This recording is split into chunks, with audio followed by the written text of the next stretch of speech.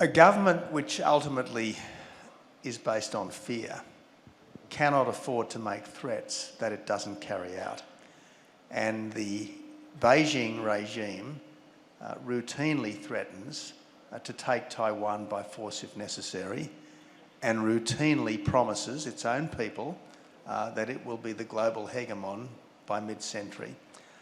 I think there's no doubt that China would have moved on Taiwan years ago if it thought it could get away with it. Obviously, until quite recently, there was no real match between China and America militarily.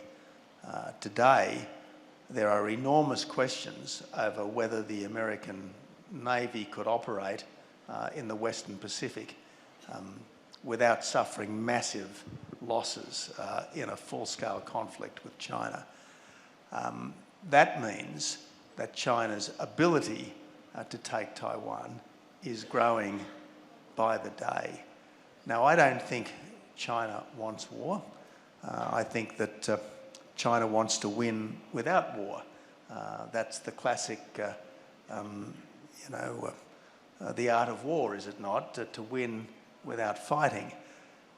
So I think that's what China would prefer. But let's not be under any misapprehension.